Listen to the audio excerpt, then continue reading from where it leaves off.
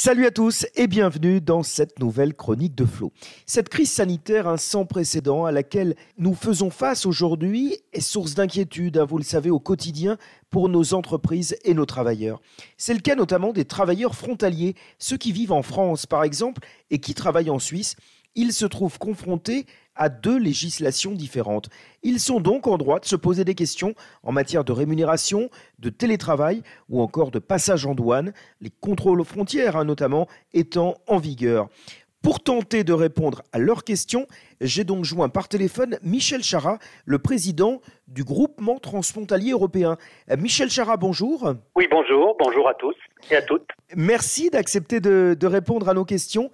Alors, un déconfinement progressif est en vigueur depuis lundi dernier en Suisse, depuis une semaine donc, avec la réouverture de certains commerces. Quel retour vous avez sur ce déconfinement pour l'instant? Est-ce que ça ne génère pas de problèmes particuliers? Non, j'ai pas beaucoup de retours, si ce n'est que le fait de reprendre une activité, notamment sur le canton de Genève et sur Suisse en général, ça pose des problèmes puisqu'il y avait eu d'énormes fermetures de douane avec des blocs de béton et tout ça. J'ai fait différentes interventions auprès des politiques dernièrement et on a pu en rouvrir certaines, mais il s'agit de rouvrir aujourd'hui toutes les frontières. Si les Suisses veulent vraiment que l'activité reprise dans leurs entreprises, il s'agit aujourd'hui de mettre les moyens que les frontaliers ne fassent pas 40 minutes à 1h30 de bouchons tous les jours. Et oui, c'est ça, puisque c'est un petit peu ce qu'on a pu constater ces derniers temps, qu'il y avait pas mal d'embouteillages. Donc ça, c'est ce que vous souhaitez à tout prix aujourd'hui, c'est qu'ils rouvrent le maximum de douanes? Croyez-moi, c'est qu'ils ouvrent bien entendu le maximum de douanes. Vous savez, j'ai eu de nombreux contacts. Bon, c'est pour ça que dans un premier temps, ils ont bien entendu été contraints de laisser passer les personnels soignants d'une manière plus facile avec des macarons. Mais c'est pas la panacée pour tout le monde.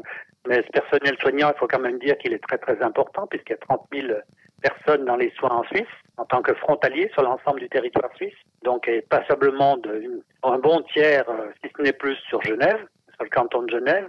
Donc voilà, bien entendu, si vous voulez, dans ces périodes difficiles, on s'aperçoit d'un certain nombre de choses. Tous nos détracteurs, tous ceux qui avaient, on va dire, une petite hargne contre les frontaliers, je suppose, deviendront très très minoritaires aujourd'hui, puisqu'ils se sont aperçus qu'ils avaient besoin d'applaudir les frontaliers qui étaient dans les soins tous les soirs. Quand on voit aujourd'hui le nombre de frontaliers qui font le trajet entre la France et la Suisse, est-ce que vous regrettez quelque part que les mesures de confinement n'aient pas été identiques entre les deux pays? Loïc Hervé, par exemple, un sénateur de Haute-Savoie, disait que ce que l'on faisait en France ne servait à rien si l'on ne suivait pas en Suisse. Vous êtes d'accord avec ça? Écoutez, à partir du moment où vous avez plus de 150 000 personnes qui vont travailler à Genève et plus de 250 000 qui vont travailler sur l'ensemble de la Suisse depuis la France, il y a quand même un problème si on ne suit pas les mêmes règles. J'ai même eu un téléphone avec l'ambassadeur de France aux questions transfrontalières et qui me téléphonait justement pour que plus ou moins il y ait une coordination européenne au déconfinement alors qu'il n'y en a pas eu au confinement. Pour parler du travailleur frontalier en soi, Michel Chara, vous confirmez que le travailleur frontalier se retrouve durement impacté de manière générale par cette crise sanitaire que nous traversons? Le travailleur frontalier, comme tous les travailleurs, se trouve durement impacté parce que j'aimerais dire que c'est l'ensemble des travailleurs aujourd'hui, suisses et français, qui sont impactés. Alors, le travailleur frontalier, il a un critère de plus, c'est de passer une frontière.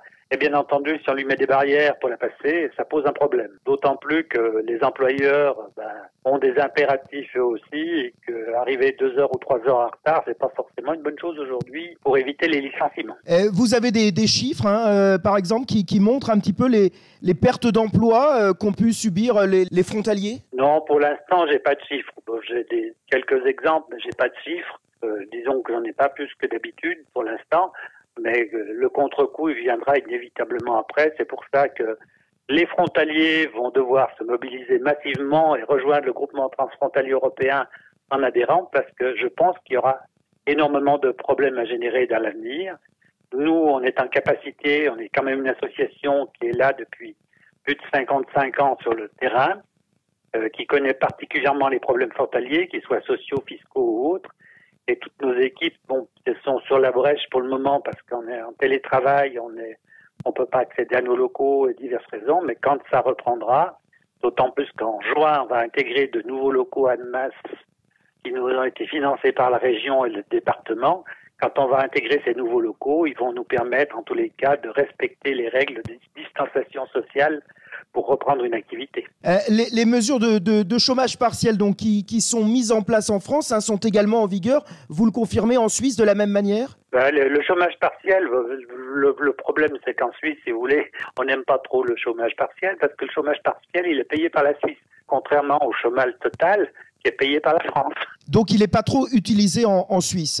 Il est utilisé dans les cas de crise, il est utilisé de manière assez ponctuelle parfois dans certaines entreprises. Jusqu'à présent, il n'avait pas été utilisé d'une manière générale. Est-ce que le télétravail, par exemple, est toujours préconisé pour les travailleurs frontaliers, comme c'est le cas en France ? Et est-ce que ça change les choses en matière de droit du travail ? En matière de droit du travail, ça ne change rien. Et c'est justement là où le problème se pose, parce qu'il peut y avoir des problèmes justement en matière de droit du travail avec le télétravail. Avec le télétravail, à partir du moment où vous travaillez en France, il y a des règles, il y a des pourcentages et des règles de travail en France qui sont acceptables par rapport à la vie du frontalier et d'autres qui ne le sont pas en droit social. Donc par rapport à tout ça, bien entendu, qu'il faudra faire attention pour l'avenir. Et comment ça se passe également pour les frontaliers qui sont en arrêt maladie ou qui n'ont pas de solution forcément, par exemple, pour faire garder leur enfant ? Ceux-là, ils sont purement et simplement en arrêt maladie. Alors l'arrêt maladie, ça dépend s'ils sont dans la sécurité sociale française ou s'ils sont dans la malle suisse. Et là aussi, on s'aperçoit que les choix, à un moment donné, peuvent avoir des conséquences assez difficiles. Un mot également concernant les travailleurs indépendants ? Alors, les travailleurs indépendants, c'est encore bien entendu plus compliqué pour eux, d'autant plus que certains avaient un travail partiel en Suisse et un travail partiel en France. Donc, il y a des règles particulières en droit à mettre au point et puis à finaliser pour pouvoir continuer les activités. Alors, est-ce que lorsque le redémarrage sera effectif sur le canton de Genève et même sur le canton de Vaud, il sera favorable aux travailleurs frontaliers ou pas ? Quand ça va redémarrer, vous savez, ce qui est favorable aux travailleurs frontaliers, c'est l'économie suisse. Alors, tout dépend dans quel état sera l'économie suisse. Mais le moteur de l'embauche de frontaliers a toujours été la demande accrue de l'économie suisse et rien d'autre. Donc, c'est pas une simple volonté politique ou pas, c'est que quand un employeur il a besoin de manœuvre, à partir du moment où il la trouve plus sur le territoire national, il va la chercher ailleurs. Surtout quand il a besoin de qualification et de compétences. Donc ça veut dire qu'aujourd'hui, si un frontalier cherche un travail en Suisse, il a des chances quand même de pouvoir trouver. Écoutez, il a toujours des chances de pouvoir trouver. D'ailleurs, j'ai vu qu'il y en avait qui avaient trouvé dernièrement. Notre service emploi, personnellement, continue à s'adresser en ligne ou en vidéoconférence avec des frontaliers qui recherchent un emploi en Suisse. Est-ce que ça ne dépend pas un peu des secteurs aussi ? Bien entendu que ça dépend des secteurs. Ça, c'est tout à fait juste. C'est lesquels, par exemple ? Ce qui est informatique ou des choses un peu, des métiers un peu avec avec des qualifications, ingénieurs et tout ça. Mais ça n'empêche pas que dans d'autres domaines, on recrute aussi. Et à votre avis, vous pensez que l'économie va pouvoir redémarrer plus vite en Suisse ? C'est toujours difficile à répondre. Hein. Ce que je peux constater au bout de plus de 50 ans de vie de frontalier, c'est qu'elle a toujours redémarré plus rapidement qu'en France. Ça, je peux le constater. Maintenant, avec une crise pareille qui est aujourd'hui mondiale, la Suisse, bien entendu, va être affectée sur tous ses réseaux. Il n'y a pas que le réseau français qui est affecté. Donc, c'est tout le réseau européen. Ces plus grands échanges ont lieu avec l'Europe, y compris l'Angleterre. Et puis, bien entendu, avec les pays internationaux, la Chine et l'Amérique. Donc, la Suisse va se voir, comme tous les autres, confrontée à un problème. Et est-ce que les grosses entreprises, notamment dans le secteur de l'horlogerie, ont une chance de pouvoir redémarrer à peu près normalement ou pas ? Écoutez, en tous les cas, pour le moment, les informations que j'ai, c'est qu'elles allaient redémarrer. Normalement, je ne le sais pas, parce que je ne sais pas s'il y aura encore quelque chose de normal par rapport à avant. Mais là, c'est Madame Soleil qu'il faut interroger, même si elle fait plus référence aujourd'hui. Exactement. Vous avez peut-être des conseils que vous pouvez donner justement à tous nos frontaliers aujourd'hui qui se posent justement des questions par rapport à cette situation de crise inédite.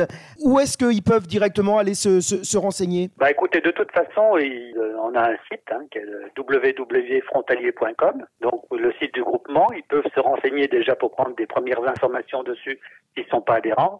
Et puis, compte tenu des circonstances qui sont particulièrement, on va dire, dramatiques par rapport à l'économie, je leur conseille d'adhérer fortement. Aujourd'hui, le groupement tourne avec plus de 30 000 adhérents à jour de cotisation, mais je pense qu'on pourrait largement être le double qui nous permettrait d'assurer l'avenir et puis justement de maintenir les emplois au sein du groupement.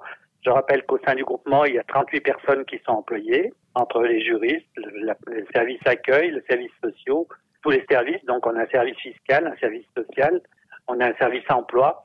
Tous ces services sont à la disposition des frontaliers, bien entendu, dans la mesure où ils sont adhérents. Et un conseil, il ne faut pas attendre d'avoir un problème pour adhérer. C'est parfois un peu trop tard. Pour une adhésion qui est modique, elle est à 82 € pour l'année. Et ils peuvent le faire en ligne. C'est un petit peu comme un syndicat finalement. Bah écoutez, on n'a jamais employé le nom de syndicat pour le mouvement parce qu'on s'est voulu toujours une spécificité par rapport aux travailleurs frontaliers et le fait que les syndicats ne s'étaient pas beaucoup occupés de nous, en tous les cas en France. On a des partenariats avec les syndicats suisses assez forts. Donc aujourd'hui, bien entendu, que l'adhésion au groupement, ça devrait nous permettre de relancer le moteur d'une manière plus forte. Parce que bien entendu, on a besoin de cette solidarité, y compris financière, puisque le budget du groupement est très important en matière de masse salariale.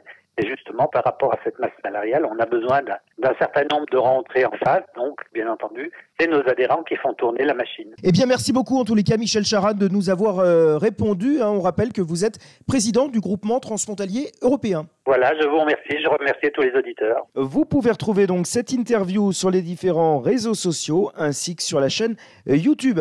On se retrouve très vite pour une nouvelle chronique. À très bientôt.